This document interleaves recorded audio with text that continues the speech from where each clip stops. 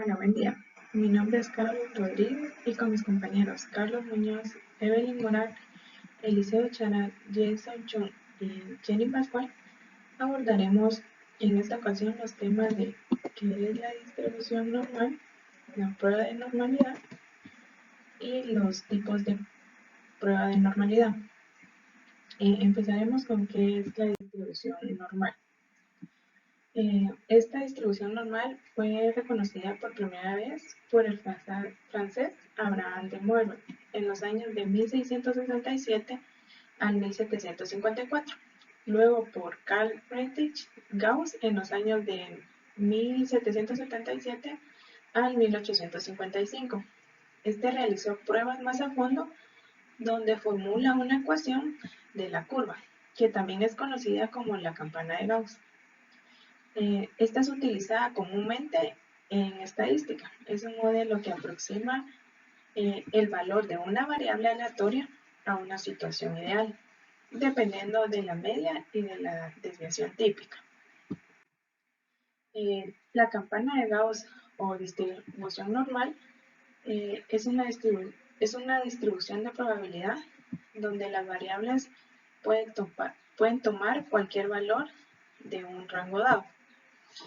Siempre va a existir de un menos a un más dentro de una distribución. Hay ciertas características de la curva, alguna de estas son que es unimodal, es decir, que solamente una moda va a tener, como podemos observar acá.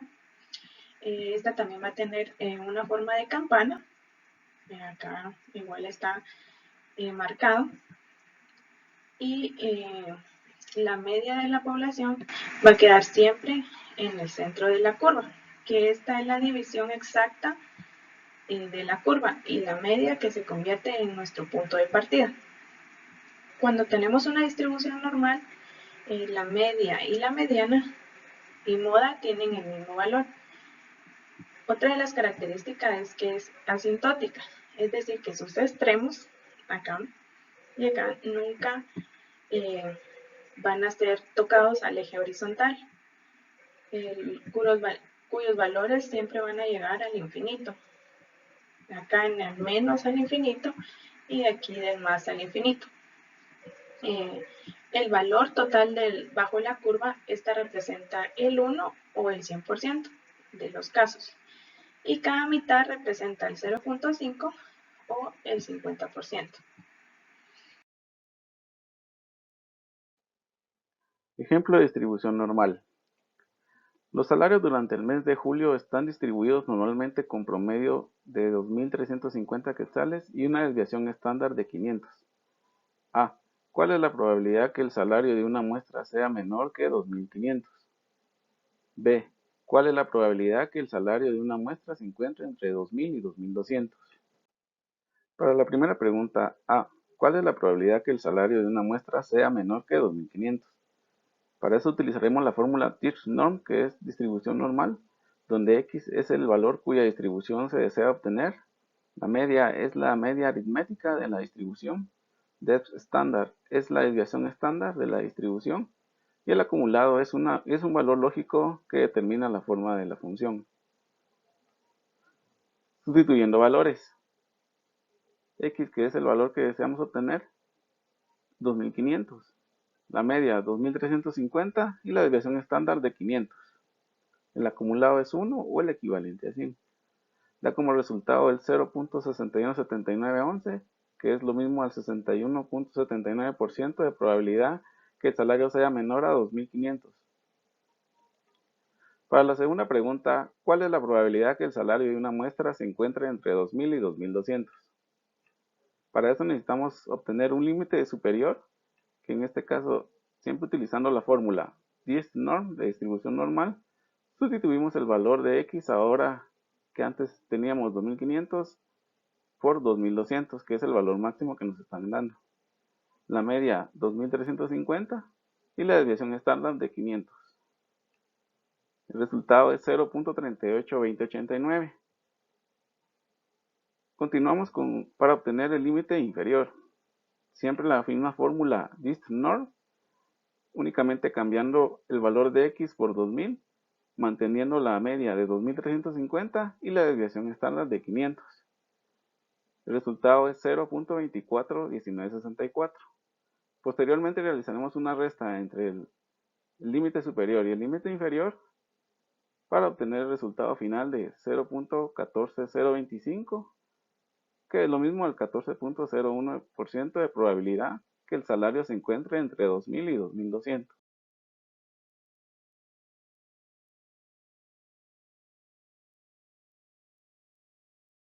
¿Qué es una prueba de normalidad? Las pruebas de normalidad tratan de analizar cuánto se diferencia la distribución de la muestra que estamos estudiando respecto a lo que deberíamos esperar si los datos procedieran de una población en la que la variable sigue una distribución normal con la misma media y misma distribución estándar que la observada en los datos de la muestra. Los resultados de las pruebas indicarán si se debe rechazar o no la hipótesis nula. Para esta comprobación, disponemos de tres estrategias posibles: los métodos basados en contrastes de hipótesis, de los cuales hablaremos más adelante en la exposición, los basados en representaciones gráficas y los llamados métodos analíticos. Puede realizar una prueba de normalidad y producir una gráfica de probabilidad normal en el mismo análisis. Para la prueba de normalidad y la gráfica de probabilidad, se dice que entonces son las mejores herramientas para evaluar si una muestra es normal o no. Para continuar, hablaremos de las pruebas de normalidad de contraste de hipótesis. La primera es la prueba de Anderson-Darling. Se utiliza para comprobar si los datos satisfacen el supuesto de normalidad para una prueba T.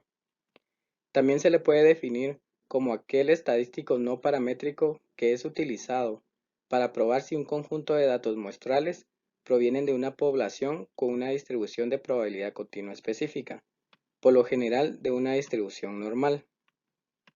Esta prueba se basa en la comparación de la función de la distribución acumulada empírica de los resultados de la muestra con la distribución esperada si los datos fueran normales.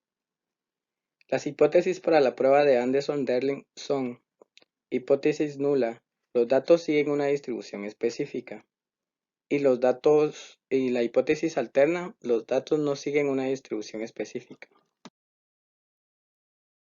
Mi nombre es Jason Chun y a continuación vamos a desarrollar el tema de la prueba de Kolmogorov-Smirnov.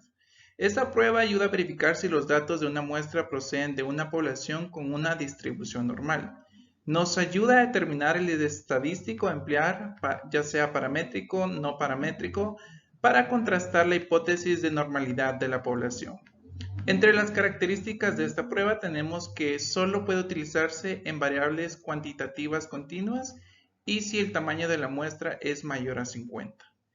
El resultado de esta prueba se representa con la letra Z, se basa en la función de la distribución empírica y las distribuciones no son gaussianas. La hipótesis a la cual se refiere esta prueba se refiere a determinar si los datos tienen una distribución normal o si los datos no tienen una distribución normal. Para la interpretación de resultados debemos de tomar como base los siguientes parámetros: confianza y la significancia. El 95%, el cual equivale a la confianza que tenemos de nuestros datos obtenidos, y la significancia, el 5%, se refiere al error aceptable. De ello debemos determinar la hipótesis de contraste. Si el valor P, el cual se refiere a la probabilidad, es menor o igual al 5% de la significancia, se rechaza la primera hipótesis y pues se determina que los datos no provienen de una distribución normal. Si el valor de P es mayor al 5% de la significancia, determinamos de que la información obtenida proviene de una población de distribución normal. Para poder ejemplificar la prueba de Smirnov tenemos el ejemplo a continuación. Se desea determinar si las ventas de enero de 2023 están dentro de los rangos establecidos por la empresa. Se tomó una muestra de 125 facturaciones y se desea determinar la normalidad de su distribución. Como podemos ver en esta tabla, tenemos un límite inferior, un límite superior, la frecuencia observada relativa, frecuencia observada acumulada y dos columnas adicionales. En la primera, pues tenemos una fórmula, la cual nos calcula la distribución normal. Y en la segunda, como tal, es la prueba de Smirnov. A continuación, una gráfica que demuestra cómo desarrollar esta problemática. Como base a la tabla anterior, pudimos obtener la información a continuación y se hace la prueba con la formulación respectiva de Smirnov. Y tenemos lo que es el nivel de significancia, hablamos del 5% anteriormente, el grado de libertad, hablamos de un 100%, y el estadístico de tabla, el cual es con base a una tabla preestablecida y nos da un resultado, ya sea que si los datos son aceptables, pues la información viene de una distribución normal. Si no son aceptables, no vienen de una distribución normal. En este caso fue aceptable. Tenemos la distribución de los datos que se demuestran según la prueba de Smirnov de forma normal. Y para dar resolución a la problemática, la gerencia puede aplicar un estadístico paramétrico y determinar si los ingresos durante enero de 2023 están dentro de los rangos establecidos por la empresa. Se pudo aplicar el estadístico paramétrico debido a que la distribución es normal y es aceptable.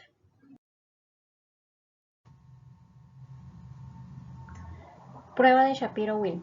Cuando la muestra es como máximo de tamaño 50, se puede contrastar la normalidad con la prueba de Shapiro-Wills, procediendo a calcular la media y la varianza muestral.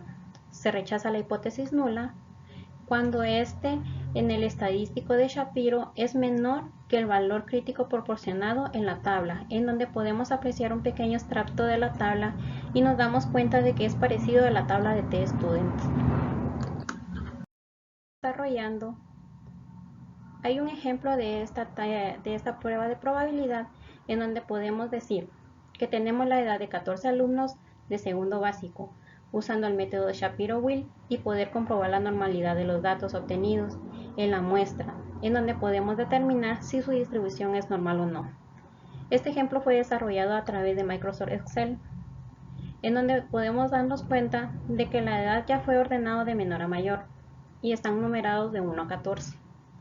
Como podemos darnos cuenta, hemos sacado el promedio de cada fila de cada alumno y en esta se va desarrollando en cada una de ellas con la finalidad de obtener la sumatoria y así poder obtener el estadístico W, que nuestro resultado es 24.92. Después de haber sacado el promedio de cada una de las edades, hacemos uso de la tabla de probabilidades de Shapiro-Wills. ¿Con qué finalidad? A través de ella podemos obtener la columna D, en donde podemos llegar al estadístico del otro coeficiente que necesitamos llegar. Ahí podemos determinar y podemos sacar los valores. Recordemos que nuestra muestra es de 14 unidades, entonces nos tenemos que posicionar en la columna 14 y llega hasta la fila 7. Pero nuestra prueba es de 14 unidades. Entonces procedemos a hacer la copia de todos estos valores del número 14 y lo trasladamos en la columna D. Pero como solo llega hasta la línea 7 y para poder llenar los demás valores necesitamos hacer el lado negativo de esta numeración. Copiamos nuevamente todos los valores y únicamente agregamos el signo menos. Desarrollando nuestro ejemplo, hacemos el siguiente procedimiento. Después de haber trasladado los valores de la tabla de la probabilidad de Shapiro-Wills, hacemos la multiplicación entre la columna D y la columna C. Lo hacemos en cada fila y al momento de llegar al último valor, hacemos la sumatoria de todos los resultados para poder obtener el menos 4.78. ¿Esto qué nos va a aportar? Con él podemos llegar al numerador doble D. ¿Cómo hacemos este resultado? El menos 4 punto y los decimales lo elevamos al cuadrado, obteniendo el valor de 22.89. Recordemos que antes obtuvimos el valor denominador, que fue 24.92. Para finalizar nuestro ejemplo, podemos apreciar otra tabla de Shapiro-Wills. ¿Qué nos va a proporcionar esta tabla? Recordemos que anteriormente sacamos el numerador y el denominador. Para obtener este resultado de doble D, que es el estadístico de Shapiro, hacemos la siguiente operación. Dividimos 24 dividido 22 y obtenemos el resultado de 0.91. Procedemos a ubicar este dato y, como podemos apreciar, tenemos en la fila de 0.10 a la fila de 0.5. ¿Qué nos quiere decir? Que nuestro valor, que es 0.91, tenemos que ubicarlo en la tabla de Shapiro. Hallamos el valor y encontramos que el valor más cercano es 0.89 y el siguiente valor, que no está tan lejano y que tampoco es muy mayor, es de 0.94. Con esto llegamos a la conclusión de que nuestro dato es menor a 0.5 y con este podemos determinar que se encuentra dentro de la gráfica de la normalidad. Se encuentra dentro de la gráfica de la normalidad, quiere decir que su distribución es normal. Agradecemos la atención de cada uno de ustedes, esperando que la información proporcionada sea de gran aporte en este curso que estamos llevando en el presente año. Muchísimas gracias, que tengan buen día.